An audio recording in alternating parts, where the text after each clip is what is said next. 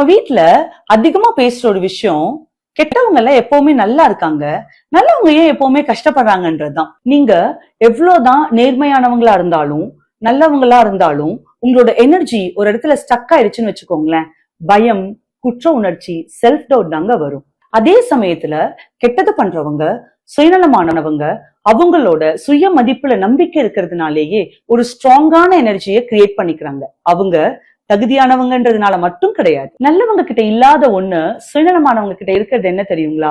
Faith over fear. பயத்தை விட அவங்க கிட்ட நம்பிக்கை ரொம்ப அதிகமா இருக்கும். அதனால இன்னும் வேணும்ன்ற தேடல் அவங்களுக்கு ரொம்ப அதிகமா இருக்கும். அதுக்காக எவ்வளோ எக்ஸ்ட்ரீமுக்கு வேணும்னாலும் ரிஸ்க் எடுப்பாங்க. அவங்களுக்கு அது தகுதியானவங்க தான் அப்படின்னு அவங்க அதை அப்படியே நம்புவாங்க. யூனிவர்ஸ் கண்ணாடி மாதிரிங்க, அதை அவங்க லைஃப்ல அப்படியே அழகா பிரதிபலிச்சிடும். ஏன்னா யூனிவர்ஸுக்கு ஃபீலிங்ஸ், எமோஷன்ஸ், மாரல்ஸ் எதுவுமே தெரியாது. நம்ம வரலாறை புரட்டி பார்த்தோம்னா இரக்கம் இல்லாதவங்களும் சூழ்ச்சி பண்றவங்களும் தான் பெரிய பெரிய சாம்ராஜ்யத்தையும் வரலாறையும் படைச்சிருக்காங்க. இப்ப சொல்லுங்க, கர்மான்னு ஒண்ணு இருக்கா இல்லையா? உங்க லைஃப்ல ஜெயிக்கணும்னு வைங்க, இன்னும் வேணுங்கிறதுக்காக மன்னிப்பு கேட்காதீங்க.